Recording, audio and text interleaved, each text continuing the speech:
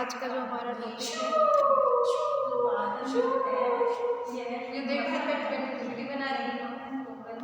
आज का हमारा जो टॉपिक है वो है अनुलोम विवाह, यानी कि जिसे हम कहते हैं कुलीन विवाह।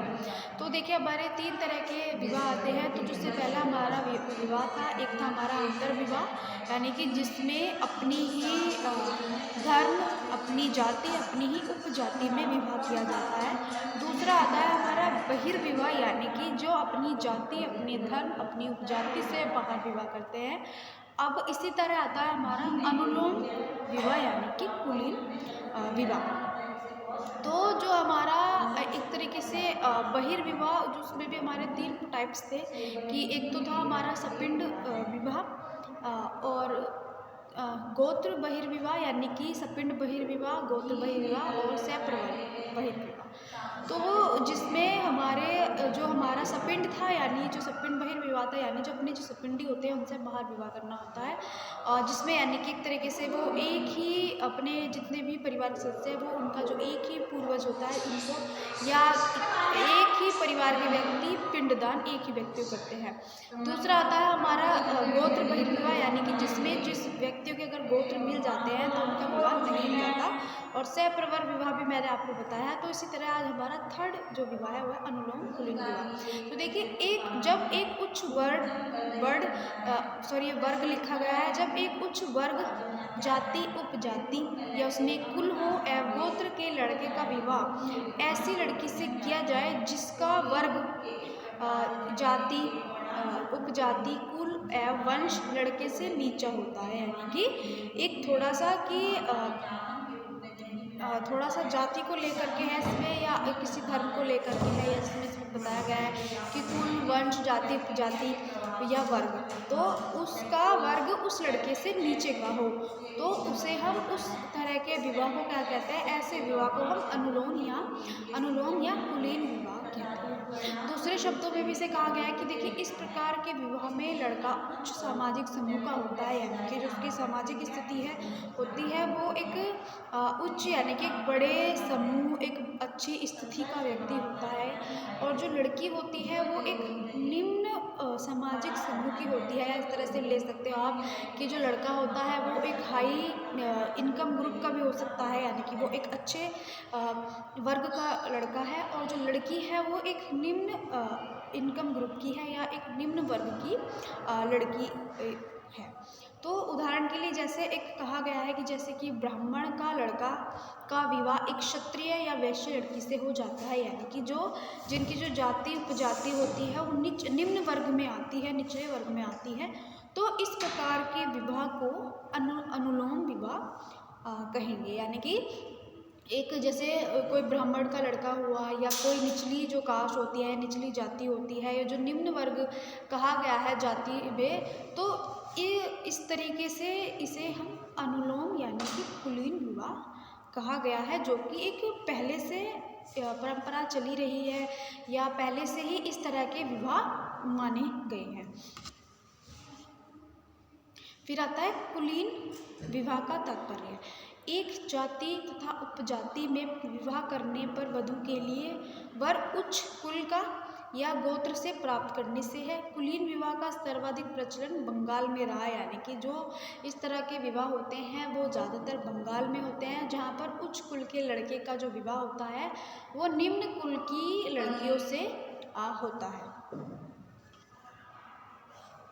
फिर आता है कुलीन या अनुलोम विवाह के जो प्रभाव है कि इनके क्या प्रभाव रहे हैं। देखिए जो भी ये विवाह होते हैं इनका भी इफेक्ट बहुत लोगों पर पड़ता है, इनका भी प्रभाव पड़ता है, जिसमें क्या होता है कि जो उच्च कुलों में जो लड़के होते हैं लड़कों में कमी आ जाती है, यानी कि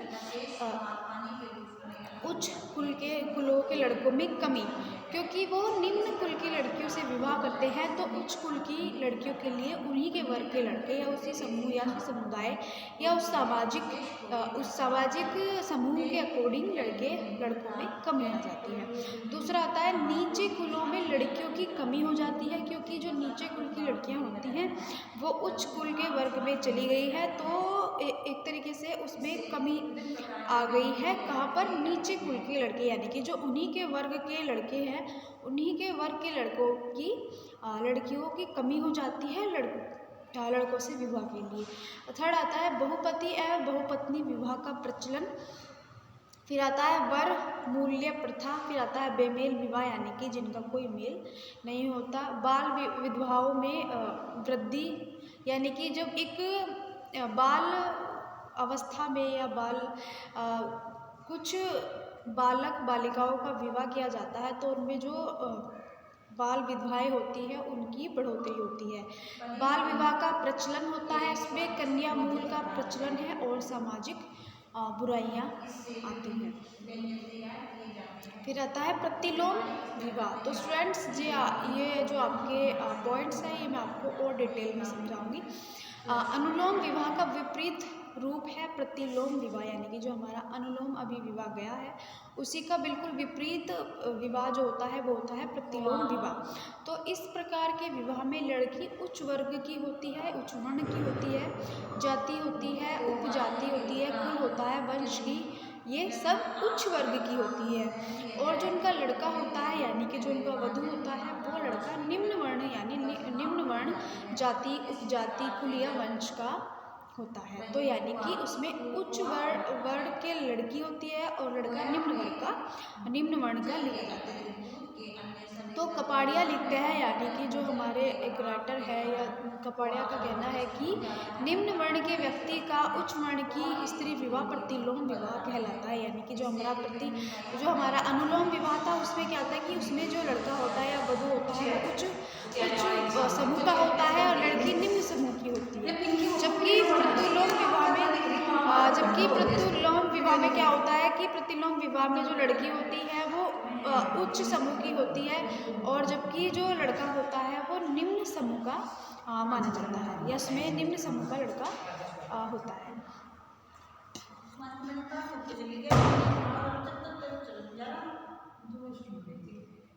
तो स्टूडेंट इसी तरह हमारे बहुत सारे विवाह होते हैं, यानी कि मैरिज मानी जाती है कि जो इस प्रकार की जो मैरिज होती है इन्हीं में कुछ हमारे शर्तें भी होती हैं, इसी में कुछ रूल्स होते हैं कि जिन रूल्स को करना होता है किसी रूल्स को नहीं करना होता है। तो जिसमें हमारे 3 प्रकार के विवाह थे, जिसमें था हमारा अंतर्विवाह वही होता है जो जिसमें अपनी ही जाति, अपनी प्रजाति के लोगों के या अपना ही जो एक समूह होता है उसी समूह में विवाह कर दिया जाता है।